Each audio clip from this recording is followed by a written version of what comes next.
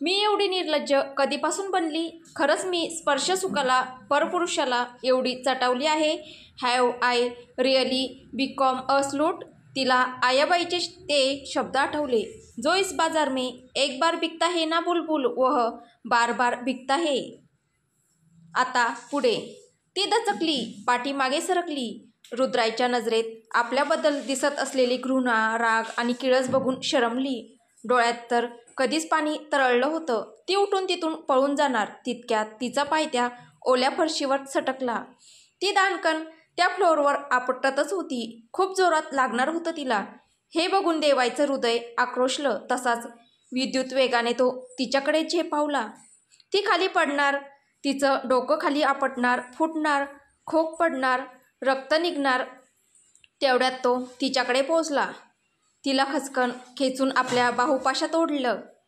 तिचं डोकं आपल्या छातीशी कवटाळून धरलं. त्याच्या हृदयाचे ते घाबरलेले ठोके. त्याने कितीही तिला तिरस्कार, राग दाखवला तरी तिच्याप्रती असलेल्या प्रेमाची, त्याच्या भीतीला न जुमानता उद्धटपणे साक्ष देत होते.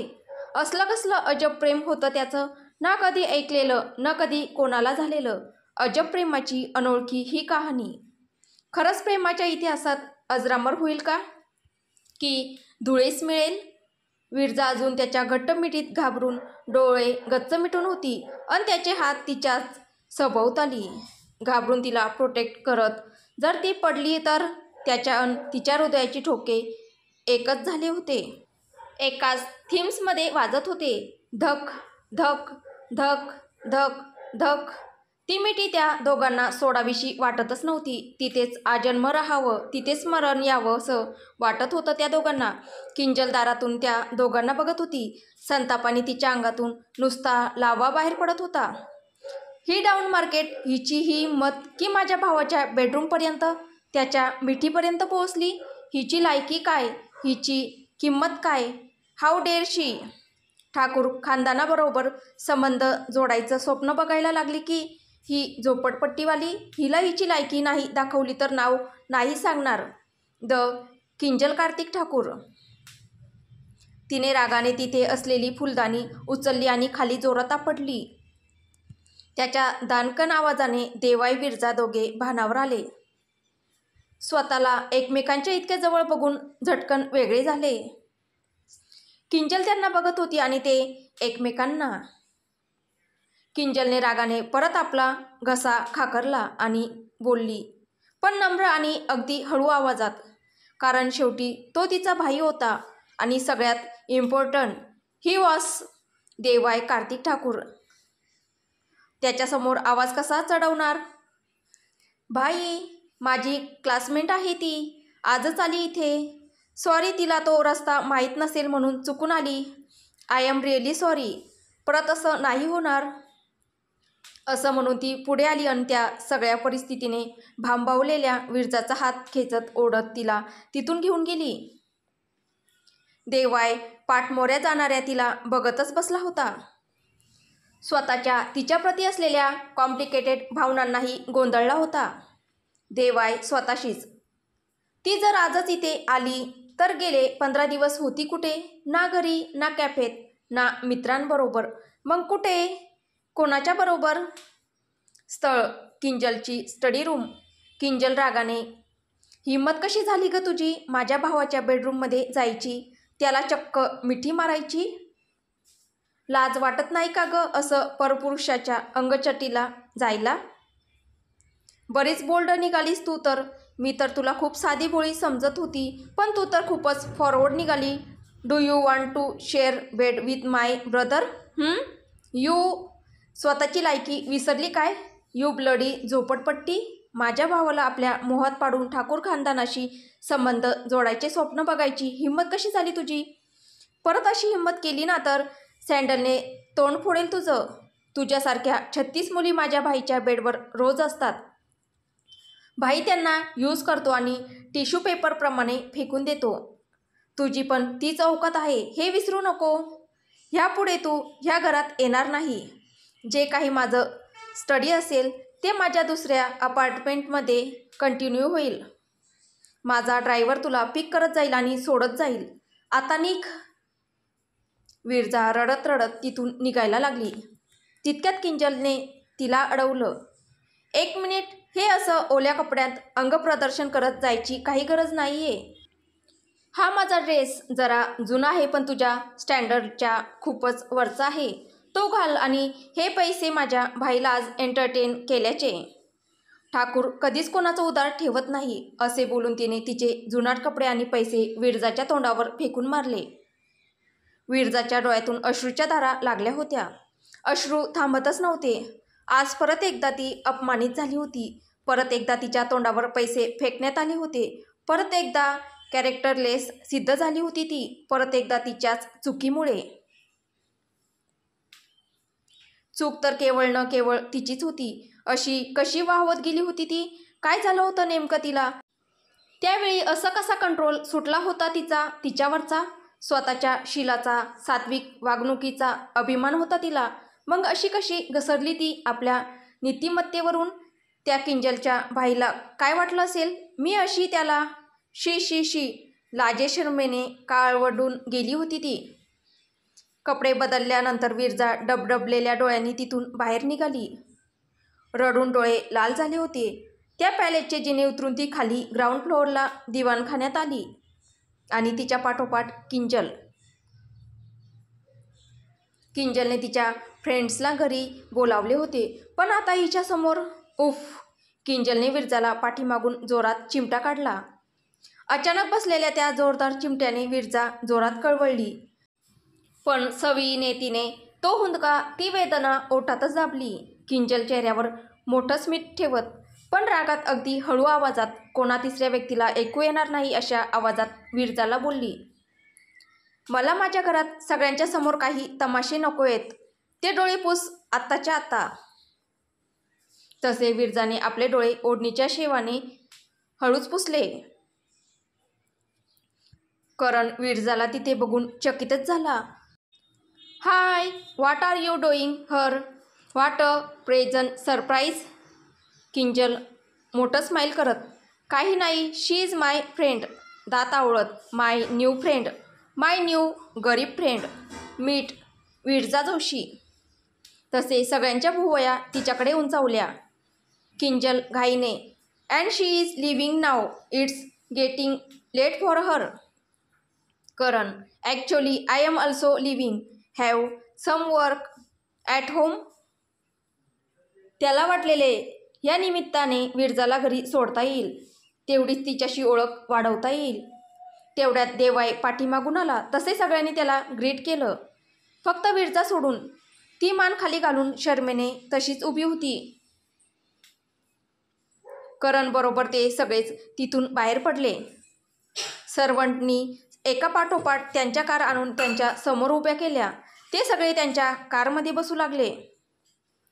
विरजाला तर कळतच नव्हतं की नक्की कोणत्या कारमध्ये बसावं की आपलं आपलं पायी चालत जावं. अवघडलेली ती तशीच उभी होती. न कोणी तिला विचारत होतं, न ती कोणाला विचारू शकत होती. करण तिच्याचकडे बघत होता. तिने आपल्याबरोबर यावं असं खूप वाटत होतं त्याला, पण सगळ्यांसमोर विचारणार कसं? करणला विरजाकडे एकटक बघत बसलेलं बघून देवाईचं मस्तक तडकलं. आधीच ती कॅफेत येत नाही, घरी पण रात्री लवकर येत नाही, मग जाते कुठे? तिने पुन्हा वेश्या व्यवसाय सुरू केला आहे या विचाराने त्याचं मस्तक शांतच होत नव्हतं ना. त्याचं मन, एक वेगळीच आग त्याच्या मनात पेटली होती, जी त्याला तिच्याजवळ येऊ पण देत नव्हती आणि दूरही जाऊ देत नव्हती. त्यात करणची तिच्यावरची नजर बघून तर त्याला त्या करणला तिथेच फोडून काढावंसं वाटत होतं. देवाई मनात, जरी मला ती नको असेल तरी याचा अर्थ असा नाही की तूही तिला मिळू शकतो. ती नेहमी माझी होती, नेहमी माझी आहे, नेहमी माझी राहणार. I don't want her, that's another things. करणने काही रिॲक्ट करायच्या आधीच किंजल विरजाचा हात पकडून देवाईच्या कारकडे वळली. पाठीमागच्या सीटवर देवाई आणि किंजल बसली होती. तिला कळत नव्हतं कुठे बसू. ती दरवाजा उघडून पुढे बसायला गेली. तसा देवाई ड्रायव्हरकडे बघून गरजला, टिशू. विरजाला कळेना की तो काय बोलतोय. ती संभ्रमात एकदा इकडे एकदा तिकडे बघत होती. गाडीतला टिश्यू बॉक्स घेऊन ड्रायव्हरने तिच्यासमोर धरला. त्याला खूप वाईट वाटत होतं. शेवटी तोही गरीबच. त्याला कळेना की तिला मी हे कसे सांगू. त्याने टिश्यूने भरलेला बॉक्स विरजाच्या पुढे केला आणि तिला सीटवर टिश्यू पेपर्स अंथरून नंतर त्यावर बसायला सांगितले. विरजाच्या डोळ्यात पाणी तरळलं. ती घाण, गरीब, तुच्छ होती याची जाणीव तिला एकदा परत करून देण्यात आली होती. तिने एक एक करत ते टिश्यू पेपर सीटवर नीट अंथरले आणि सीटला पाठीमागे जराही न टेकता त्या सीटवर बसली. After all she is the dirt. कशी विसरू शकत होती ती. How can she think she deserve to be in the same words of them. How dare she. Viraja मनात, हीच लायकी आहे माझी, हेच माझं स्थान आहे. ही मोठमोठी स्वप्न, ही जादुई दुनिया नाही आहे माझ्यासाठी. हे मला लक्षात ठेवलंच पाहिजे, कायमच. नाहीतर अशीच कायम हे टाळली जाशील तू विरजा जोशी. मोडक्या चाळीतली फाटकी मुलगी तू. झेप तरी किती घ्यायची. तू जागी हो विरजा. ही श्रीमंताची दुनिया तुझ्यासाठी नाही आहे ग बाळा. You are not just worth it. Karan हे सगळं बघत होता. त्याला रागही येत होता, पण देवाईसमोर बोलण्याची हिंमत नव्हती त्याची. पाणावलेल्या डोळ्यांनी तो तिलाच बघत होता. ह्या श्रीमंत लोकांना एक घाणेरडी सवय असते, एक गरीब मित्र पाळायची. असा गरीब मित्र ज्याच्यावर वेळोवेळी हसता यावं, ज्याच्या गरीब परिस्थितीवर वेळोवेळी कॉमेंट्स करता याव्या. प्रत्येक वेळी सगळ्या जोकचा सेंटर ऑफ अट्रॅक्शन तोच. आधी ह्या ग्रुपमध्ये करणचं ते स्थान होतं. आता विरजा आल्यानंतर तिचं. करण किती पॉप्युलर असला तरी आपल्या आर्थिक परिस्थितीमुळे त्यांच्यापुढे शूद्रच होता. नेहमी त्यांच्या गरीब आणि गरिबीचे फनी जोकचा सेंटर असायचा. विरजाबरोबर अशी वागणूक बघून त्याला खूप वाईट वाटत होतं, पण तो असह्य होता. तो संपूर्ण प्रवास विरजाने एकदम ताठ सरळ बसूनच केला. तिने जराही आपली पाठ सीटला टेकू दिली नाही. एकदम अवघडून बसली होती ती. आपली पाठ गाडीच्या सीटला कुठेही टेकू नये. आपला कुठलाही घाणेरडा स्पर्श गाडीला होऊन गाडी खराब होऊ नये याची पुरेपूर काळजी घेत होती ती. खरंच आपण एवढे घाणेरडे आहोत का. खिडकीतून बाहेर बघत ती आपले अश्रू सगळ्यांपासून लपवत मूकपणे रडत होती. कोणालाही आपली लाचारी दिसू नये याचा केविलवाणा पण तेवढाच विफल प्रयत्न करत होती बिचारी. मध्येच तिच्या घराच्या जवळ ड्रायव्हरने गाडी थांबवली. विरजा त्यातून उतरली. उतरल्यानंतर तिने ते सगळे टिश्यू पेपर उचलले. जिथे जिथे तिचा स्पर्श झाला होता ती सगळी जागा तिने त्या टिश्यू पेपरने पुसून काढली. गाडीच्या बाहेर आल्यावर तिने दरवाजाचे हँडलही पुसून काढले अन सगळे टिश्यू पेपर जमा करून आपल्या बॅगेत भरले. अन मागे एकदाही न वळून बघता ती चालू लागली. पूर्ण रस्ताभर ती रडत होती. स्वतःच्या घाणेरडेपणावर, स्वतःच्या शूद्रपणावर, स्वतःच्या दारिद्र्यावर. लाज वाटत होती तिला आता स्वतःच्या आयुष्याची. दुःख दुःख अन दुःख नशिबात होतं तिच्या. तिला असं रडताना बघून हजार तुकड्यात तुटत होता तो. तिला त्रास देऊन त्याच्याच डोळ्यात अश्रू उभे राहत होते. Why I am so bad. का मी एवढा वाईट आहे. का मला नाती सांभाळता येत नाही. का तिला त्रास देतोय मी अन स्वतःलाच हजारपटीने त्रास करून घेतोय. तिच्या प्रत्येक वेदनेशी, प्रत्येक अश्रूनिशी त्याच्या हातातला स्पार्कल पेन त्याच्या हाताच्या तळव्यात घुसत होता. हृदयाच्या रक्ताचा जणू सडाच पडत होता. इथे किंजल आपल्याच आनंदात होती. आपल्या बाईने विरजाला जी वागणूक दिली त्याने ती खूप खुश होती. एक भलं मोठं क्रूर स्मित तिच्या चेहऱ्यावर पसरलं होतं. आता कुठे मनाला शांतता लाभली होती तिच्या. बरे झालं तिला तिची लायकी कळली. Bloody down market. किंजलला तिच्या भाईने नाईट क्लबमध्ये सोडलं. तिचे मित्र पाठीमागून येतच होते तिला जॉईन व्हायला. इथे देवाई मात्र हजार वेदनांनी तडफडत होता. शारीरिक वेदना परवडल्या पण मानसिक वेदनांचं काय करणार. त्याच्या तळव्यातून निघत असलेले रक्त बघून त्याच्या पाठीमागून गाडीतून येत असलेल्या सिक्युरिटी टीमचा हेड जॉनने झटकन गाडीतून फर्स्ट एड किट काढलं आणि त्याला इमर्जन्सी मेडिकल ड्रेसिंग केलं. जॉन बरोबर असलेला राणा आपल्या बॉसचे हे रूप बघून अचंबित होता.